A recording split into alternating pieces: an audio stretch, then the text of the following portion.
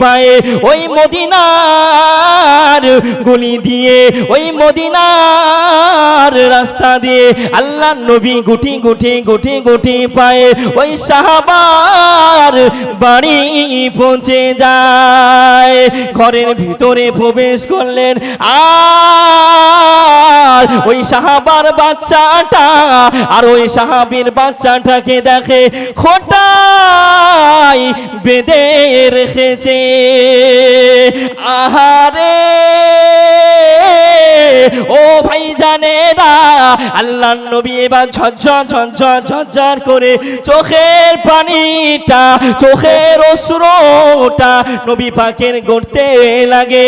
আর নবী পাক জমিনে বসে যায়। সাহাবী দৌড়ে দৌড়ে চলে আসে আল্লাহ নবীকে বলতে লাগে, ইয়া রাসূলুল্লাহ ইয়া হাবিবাল্লাহ, নবী গো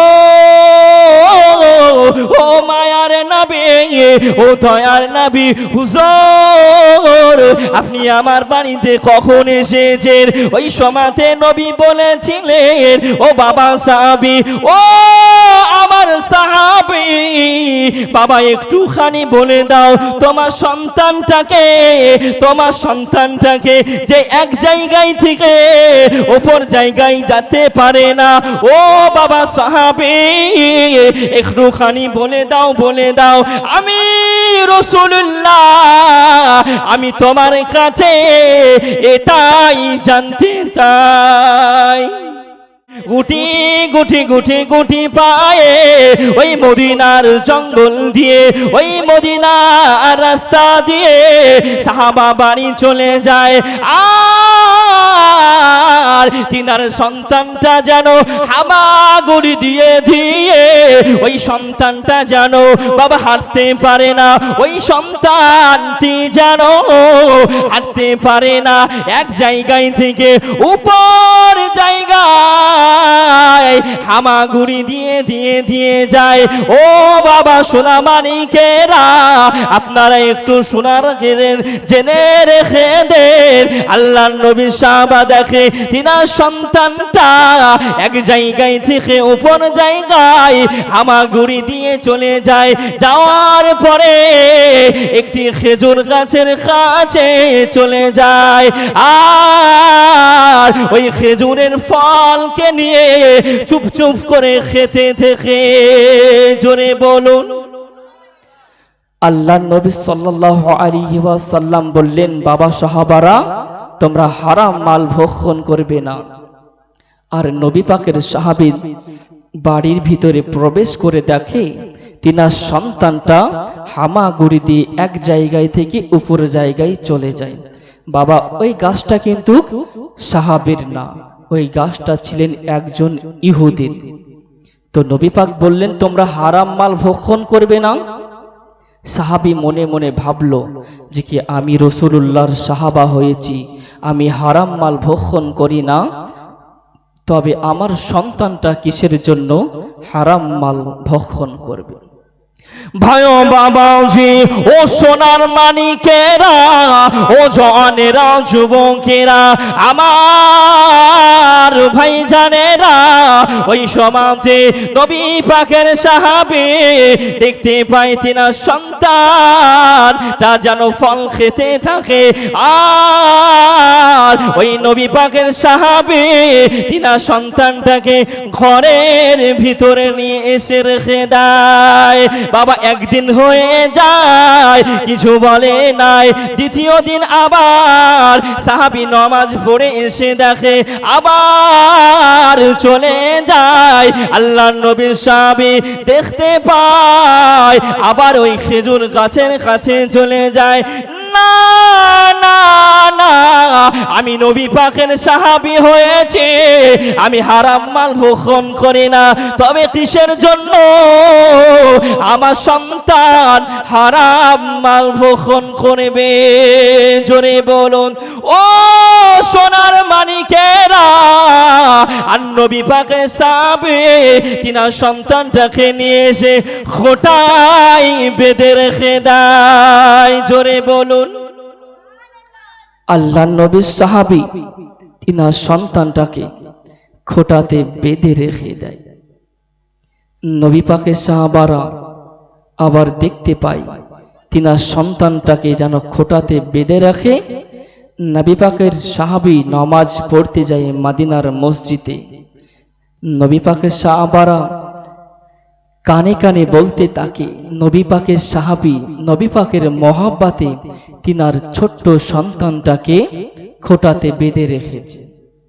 আল্লাহ নবী সাহাবা কতটা নবীকে ভালোবাসতেন। আজ মুসলমান আমরা নবীকে ভালোবাসতে পারি না, আমরা নবীকে মহব্বত করতে পারি না। নবী পাককে ভালোবাসতে হবে, নবী পাককে মহব্বত করতে হবে। ভাই বাবাজি ও সোনার মানিকেরা, ও জনেরা যুবকেরা, আমার ভাই জানেরা, ওই সমাজে নবী পাকের সাহাবীরা নবী পাকে কত ভালোবাসতেন। আর আল্লাহর নবী মদিনার মসজিদে নববীতে প্রবেশ করে নবী পাকের সমস্ত সাহাবীরা নবী পাকে দেখে নবী পাকের তাজিমে দাঁড়িয়ে যায়। আল্লাহ নবীকে সালাম দিলেন, আসসালাতু ওয়াসসালামু আলাইকা ইয়া রাসূলুল্লাহ, আসসালাতু ওয়াসসালামু আলাইকা ইয়া হাবিবাল্লাহ। নবী গো, ও মায়ার নবী, ও দয়ার নবী, ওই সমাজে নবী বলেছিলেন, ও বাবা সাহাবী তোমরা বলে দাও, বলে দাও, ও বাবা সঙ্গে সাথেরা, বাবা বলে দাও, বলে দাও, তোমরা বীর বীর বীর বীর বীর বীর করে কি কথা বলতেছিলে? ও বাবা সাহাবীরা একটুখানি আমি রাসূলুল্লাহকে বলে দাও মোহাব্বতে, আর একটু মোহাব্বতে বলুন না। আর সমস্ত সাহাবারা বলতে লাগে, ইয়া রাসূলুল্লাহ, ইয়া হাবিবাল্লাহ, নবী গো, ও মায়ার নবী, ও দয়ার নবী, ইয়া রাসূলুল্লাহ, ইয়া হাবিবাল্লাহ, হুজুর আপনি বলেছিলেন মসজিদে নববীতে হারাম মাল ভক্ষণ করিবে না। ইয়া রাসূলুল্লাহ, ইয়া হাবিবাল্লাহ, নবী গো, আপনার মোহাব্বতে আপনার ভালোবাসায় তিনার সন্তানটাকে খোঁটায় বেঁধে রেখে দেয়। জোরে বলুন। আল্লাহর নবী বললেন, বাবা সাহাবী আমার মোহাব্বতে তিনার সন্তানটাকে খোঁটায় বেঁধে রেখেছে, আমি রাসূলুল্লাহ, তবে তোমরা আর এই কথাটা বলা বলি করো না। আমার মোহাব্বতে যখন ওই সাহাবী খোঁটায় বেঁধে রেখেছে, আমি নবী একটু তিনার বাড়ি থেকে ঘুরে আসি। জোরে বলুন সুবহানাল্লাহ। নবী পাক সাহাবীদেরকে কত মোহাব্বত করতেন, নবী পাক সাহাবীদেরকে কত ভালোবাসতেন। একটু জোরে হবে না সুবহানাল্লাহ? আর একটু মোহাব্বতে বলুন না ইয়া রাসূলুল্লাহ।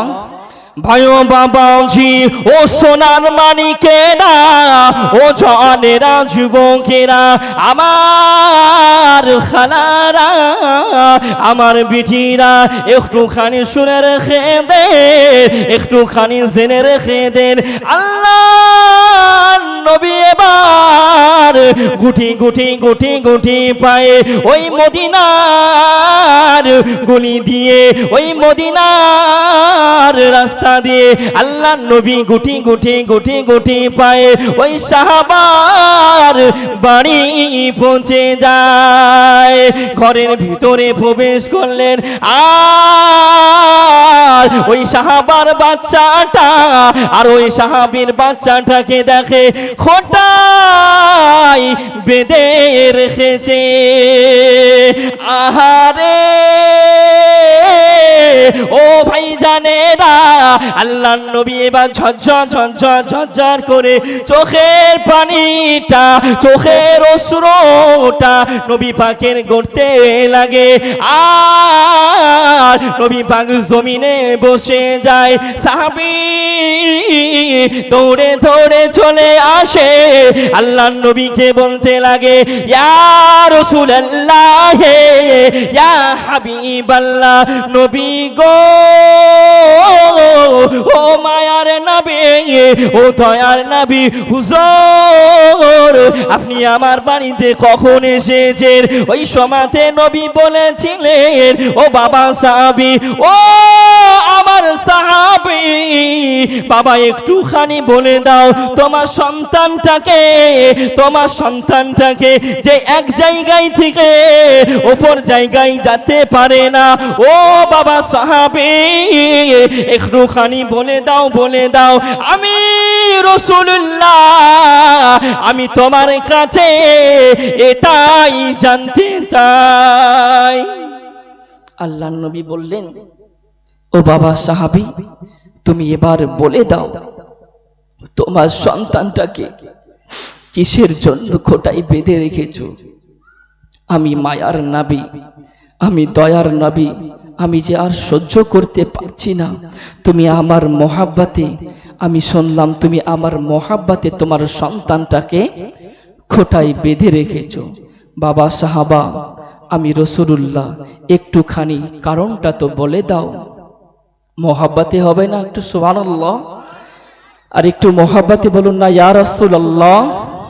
নবী পাকের ওই সাহাবী কি বলেছিল নবী পাককে বলেছিলেন ইয়া রাসূলুল্লাহ হুজুর আমি গরিব আমি অসহায় সাহাবী হুজুর আপনি বলেছিলেন যে কি হারাম মাল ভক্ষণ করিবে না ইয়া রাসূলুল্লাহ হাবিবাল্লাহ তাই আপনার মহাব্বতে আমি সাহাবী আমি তো হারাম মাল ভক্ষণ করি না তবে আমি সন্তানকে কিসের জন্য হারাম মাল ভক্ষণ করব বাবা নবী পাকের সাহাবীরা নবী পাকের কথাকে অক্ষরে অক্ষরে পায়ে পায়ে মানতেন জোরে বলুন সুবহানাল্লাহ আর একটু মহব্বতে বলুন না ইয়া রাসূলুল্লাহ ভাইও বাবাজি ও সোনার মানিকেরা ও জানেরা যুবকেরা আমার ভাই জানেরা ওই সমাধে নবী পাকের সাহাবী বলেছিলেন ইয়া রাসূলুল্লাহ ইয়া হাবিবাল্লাহ নবী গো ও মায়ার নবী ও দয়ার নবী হুজুর ওই সামনে একটি খেজুর গাছ ওই খেজুর গাছটা আমার সাহাবী আমি সাহাবী আমার বাড়ির দিকে ঝুলে যায় ওই পাকা পাকা খেজুর যখন আল্লাহ পাকের জমিনে পড়ে যায় আমার এই সন্তানটা গুটি গুটি গুটি গুটি পায়ে ওই খেজুর গাছের কাছে পৌঁছে যায় ইয়া রাসূলুল্লাহ ইয়া হাবিবাল্লাহ হুজুর আমি সাহাবী একদিন মানা করলাম আমার সন্তানটা শুনে না আমার সন্তানটা শুনে না হুজুর আমি মদিনার মসজিদে নামাজে চলে যাই আবার বাড়িতে এসে দেখে হুজুর আমার সন্তানটা আবার চলে যায়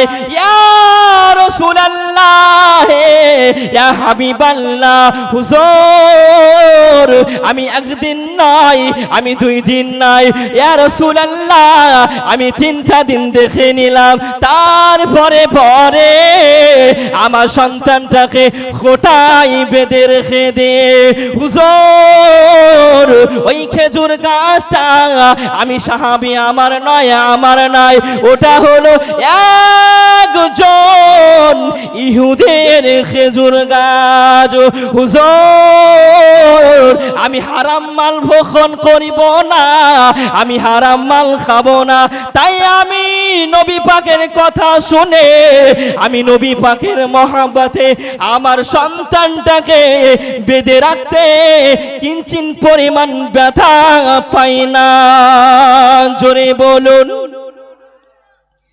নবী পাক ঝরঝর ঝরঝর করে চোখের পানিটাকে ফেলতে শুরু করে।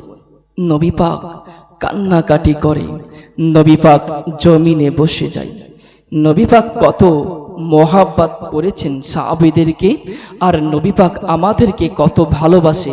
নবী পাক এখন পর্যন্ত সোনার মদিনায় কান্নাকাটি করে। একটু মোহাব্বতে বলুন না সুবহানাল্লাহ, আর একটু মোহাব্বতে বলুন না ইয়া রাসূলুল্লাহ।